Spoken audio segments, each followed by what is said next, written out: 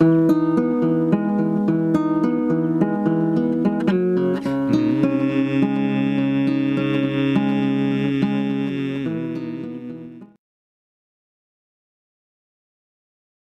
okay, well, I mean, obviously, what is unfolding here, it really probably started to unravel with the irrefutable and undeniable evidence surrounding Jimmy Savile.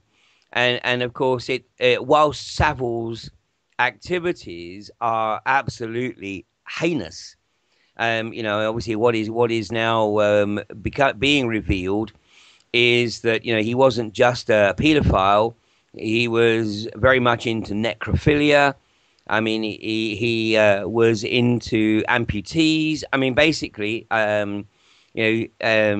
his sexual um, predatorial behavior was sort of all encompassing. And, obviously, what has become very apparent is that there had to have been a significant number of people, in every aspect of Savile's life, not just in terms of his work with the media, but in terms of his work with the various hospitals, which was always presented as, his charity work. But of course, there were clearly ulterior motives for him working in these hospitals. And, now people are coming forward.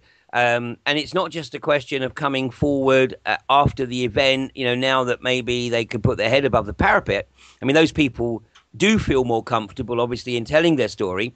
But what is more disturbing is the people who said, look, we actually reported this. We reported this to our management. We reported it, and took it as high up the chain as we could. And, we were basically either laughed at or basically told to shut up for fear of risking our jobs. And what is also emerging is that the security services, had a pretty good idea what was going on, if not detailed knowledge. And they also knew that Savile, who had a program, by the way, he used to do a kids program called Jim will Fix It. And I mean, it's almost the establishment giving the population the finger, because it would seem that, all of the establishment knew that Savile's role was to provide them with the means by which they could fulfill their sexual fantasy. And of course, Savile's connections, both with the political elite. I mean, he spent something like 10 Christmases with at Chequers with various prime ministers, mainly Margaret Thatcher. Of course, he was very, very friendly with the royal family, and not least Prince Charles. And as somebody observed the other day, the Queen's Honours List is actually starting to bear a remarkable resemblance to the sex offenders register. And, is this coincidence?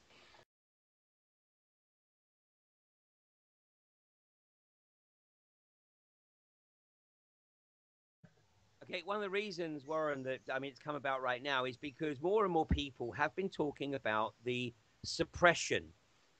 We have known about the magnitude of this problem for about 6 years now, when we were approached by a serving police officer who told an absolutely incredible story, which, of course, has now absolutely been uh, uh, confirmed by what has come out in recent days. And he reported that some years ago, he had been involved in an investigation into the systemic abuse of children in care in state children's homes in the Metropolitan Police area of London. And over a period of 2 years, the team visited every single care home in the Metropolitan London area. And what they were able to establish was that there was indeed considerable evidence of systemic abuse. In other words, children, boys and girls, as young as 11, basically leaving the homes on a Friday evening. In many cases, they were picked up in either mini cabs or in some cases even chauffeur-driven cars, and basically disappearing for the weekend and then being dropped back on either Sunday night or Monday morning. Anyway, having spent 2 years on this investigation, this particular officer then took his family on vacation. And when he came back from vacation, in his own words, he said he'd never seen so much top brass of the police in one place at any one time, and it was all in his office. Yeah. And when he got into his office, he was sat down and he was told, that report that you submitted before you went on vacation, that report doesn't exist. And what they gave him was a script so that he could actually share this false story with people if they asked him what he'd been working on for the previous 2 years. So, I mean, this particular individual has been champing at the bit for this information to come out. And then obviously, you know, one of the major campaigners on child abuse in the UK is a guy called Bill Maloney. And Bill Maloney is, you know, a victim of the children's homes himself. And so for much of his adult life, he's been campaigning to bring this into the public domain. And, you know, his evidence is so compelling that, of course, the mainstream media and the establishment daren't even acknowledge his existence. So they don't even try to ridicule him for fear of bringing attention to his work. And now, of course, what's going to happen is more and more people, and I would encourage, you know, anyone listening to this to check out the work of Bill Maloney, because this is absolutely his focus. He's a single issue campaigner, and that is on the systemic abuse of children in care homes in the UK. And his work is, obviously, the fruits of his work are now being born.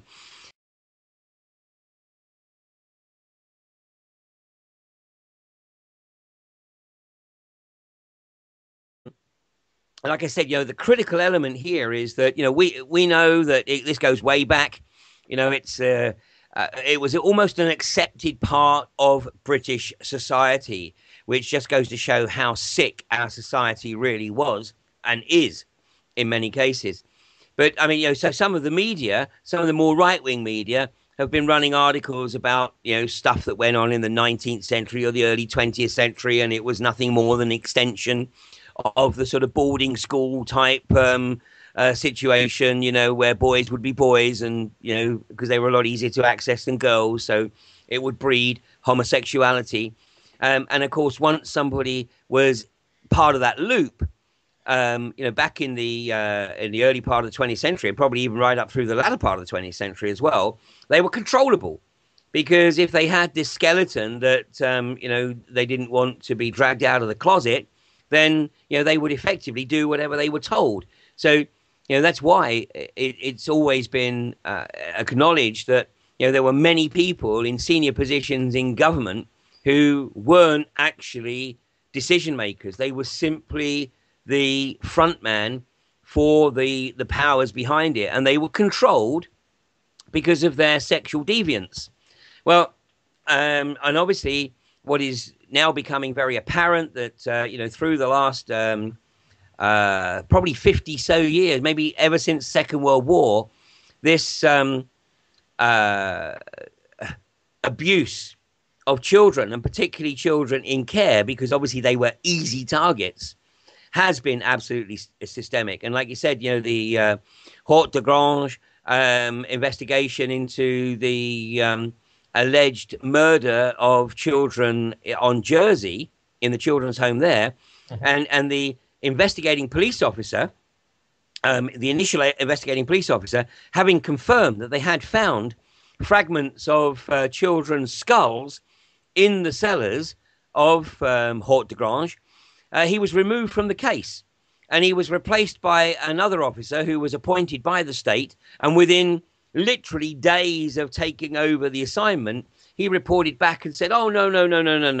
It was a misunderstanding. It's not fragments of skull. It's fragments of coconut shell." And of course, you know, the vast majority. enormous difference. But the vast majority of the British public didn't fall for that. But the media just picked it up because the state obviously controls the media. I mean, the British media is more controlled than the Soviet media was at the height of Soviet Russia. The British media, BBC, which is now known as the British Buggering Corporation, or alternatively the British Bullshit Corporation, but it has very, very little credibility. And this is why, more and more people are turning to the alternative media to get their information. Because once again, what is proven here is that the information that's been put out by the alternative media over the past 20 years, basically since obviously we had the opportunity through the access to the internet, is proving to be a lot more accurate than the stuff, the propaganda, effectively, that's put out by the mainstream media.